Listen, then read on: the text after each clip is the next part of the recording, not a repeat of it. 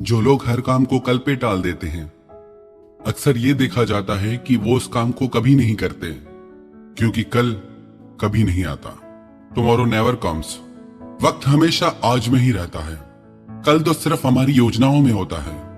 कल को कभी कोई इंसान जी नहीं सकता, सिर्फ आज और इस पल को ही जिया जा सकता है। यदि हम हर काम को कल पे टालते जाएंगे, भविष्य के लिए छोड़ते जाएंगे, तो शायद हम उन कामों को कभी कर ही नहीं पाएंगे।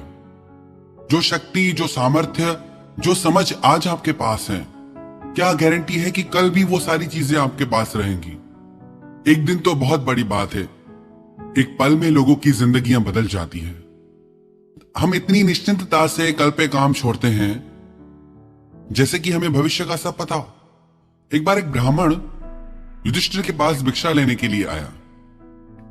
महाराज युधिष्ठिर उस समय अपने मंत्रियों के साथ बहुत आवश्यक मंत्रणा कर रहे थे।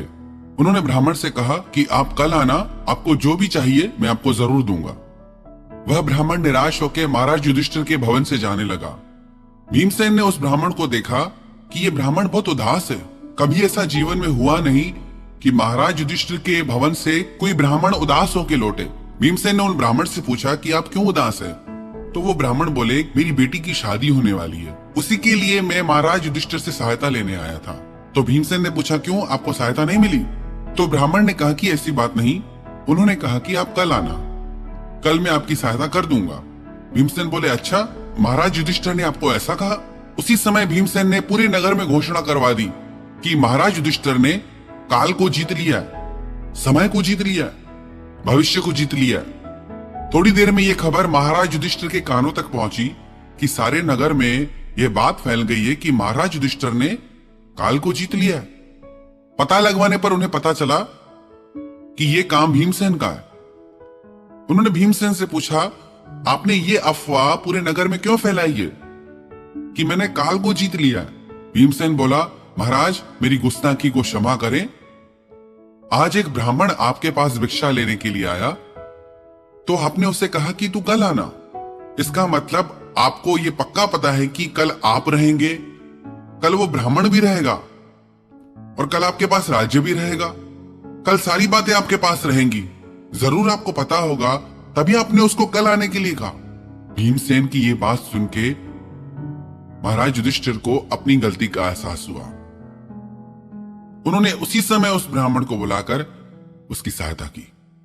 हम कहते हैं कि कल करेंगे, भविष्य में करेंगे, बाद में कर लेंगे, लेकिन वो कल कभी आता ही नहीं। और इसी बात के चलते हम जिंदगी में बड़े बड़े अवसरों से चूक जाते हैं। यदि कोई विद्यार्थी ये सोचे कि मैं परीक्षा के समय में पढ़ लूंगा, जिसने सारा साल पढ़ाई नहीं की वो क्या पढ़ेगा? और जिसने सारा साल पढ़ाई की वो परीक्षा के दिनों में निश्चिंत रहेगा। कई लोग कहते हैं कि हम कल से परमात्मा को प्रार्थना करना शुरू करेंगे। न कभी वो कल आता है, न वो प्रार्थना शुरू होती है। हम इतना निश्चिंत कैसे हैं भविष्य के लिए? हम कैसे कोई काम कल पे छोड़ देते हैं? कई बार ऐसी घटनाएं सुनने को मिलती है, जो इंसान कल तक हंस खेल रहा था, सबसे मिल रहा था, आज वो इस दुनिया में ही नहीं है। कुछ भरोसा नहीं जिंदगी का, कब क्या रंग दिखा दे। क्यों इतनी गहरी नींद में हम सोए रहते हैं? क्यों हम ये नहीं देख पाते कि जो अवसर, जो पल, जो घड़ी हमें अभी मिली है वो दोबारा नहीं मिलेगी। एक आश्रम में एक गुरुजी थे और सारे शिष्य तो बहुत अच्छे से अपने सारे कार्य करते थे, अपनी पढ़ाई करते थे, पर एक शिष्य ऐसा था जो बहुत आलसी था। वो हर काम में यही कहता था कि बाद में कर लूंगा। गुरुजी ने सोचा कि अगर ये ऐसे ही आलस्य करेगा तो ये जिंदगी में सब कुछ गंवा बैठेगा। कई बार हम अवसर को पहचान ही नहीं पाते, हमें लगता है कि बाद में देख लेंगे। कई बार लोग ऐसे भी कहते हैं कि काश उस पल में हमने ये निर्णय ले लिया होता, कि काश उस पल में हमने ये काम कर लिया होता, तो आज जिंदगी कुछ और होती। सिर्फ उस एक घड़ी के लिए, एक पल के लिए लोग तरसते हैं कि वापस से वो एक घड़ी, वो एक पल मिल जाए मुझे, तो सारी जिंदगी मेरी बदल सकती है। कम मत समझना एक घड़ी के मोल को भी। तो गुरुजी ने देखा कि ऐसे तो ये अपना जीवन बर्बाद कर लेगा, ये तो कुछ करेगा ही नहीं। क्योंकि जो लोग कल पे काम छोड़ते हैं वो कुछ नहीं करते। एक दिन उन्होंने उस शिष्य को अपने पास बुलाया, उसको एक पारस पत्थर दिया। गुरुजी ने कहा कि इस पत्थर में इतनी शक्ति है कि यदि लोहे को स्पर्श करा दो तो वो सोना बन जाएगा। 2 दिन के लिए तुम्हें मैं ये पत्थर देता हूं, तुम जितना चाहे इससे सोना बना लो। वो शिष्य तो उस पत्थर को पाके खुश हो गया कि अब तो मेरी जिंदगी आराम से गुजरेगी, कुछ करना ही नहीं पड़ेगा, कितना सोना आ जाएगा मेरे पास। गुरुजी ने उसको पत्थर दिया, उसने कहा थोड़ी देर बाद में बनाता हूं। सुबह का दिन हुआ, दिन की शाम हुई, फिर सोचा अब तो शाम हो गई है, रात होने को आई है, कल बना लूंगा। अपनी आदतवश दूसरे दिन भी उसने यही सोचा कि थोड़ी देर बाद में बना लूंगा। ऐसे थोड़ी देर करते करते सांझ हो गई। गुरुजी आ गए। गुरुजी ने कहा कि मुझे मेरा वो पत्थर वापस करो। वो बोला गुरुजी एक दिन के लिए और दे दो मुझे, मैंने तो अभी सोना बनाया ही नहीं है। गुरुजी ने कहा तेरे को चाहे कितना भी समय मिल जाए तू सोना बना ही नहीं सकता, तू अपने सारे समय को मिट्टी बना रहा है। वो बोले पत्थर में शक्ति नहीं सोना बनाने की, समय में शक्ति है। तू अपनी पूरी जिंदगी को सोना बना सकता है पर तू उसे मिट्टी की तरह गंवा रहा है। यही हालत हमारी है। हम अपनी जिंदगी को सोने की तरह बना सकते हैं पर प्रमाद के चलते, आलस्य के चलते कि बाद में करेंगे, किसी से माफी मांगनी हो, क्षमा मांगनी हो तो बाद में मांग लेंगे। इस चक्कर में हमारे उलझे हुए रिश्ते कभी सुलझते ही नहीं। किसी से भी माफी मांगनी हो ना, यदि आपको लगे कि मुझे माफी मांगनी चाहिए तो आज इस पल में मांगो। तभी बड़े बुजुर्गों ने कहा है कि शुभ कार्य करने में कभी आलस्य मत करो। आप इसका अन्यथा अर्थ ना लें कि किसी से झगड़ा करना हो, किसी पे गुस्सा करना हो तो वो आज ही कर ले। नहीं, जो भी कार्य हमारी जिंदगी को बेहतर बना सकते हैं, सुंदर बना सकते हैं, खुशहाल बना सकते हैं, उन कार्यों को करने में देरी नहीं करनी चाहिए। कई बार लोग जिंदगी हाथ से खो बैठते हैं, प्यारे से प्यारा रिश्ता हाथ से चला जाता है।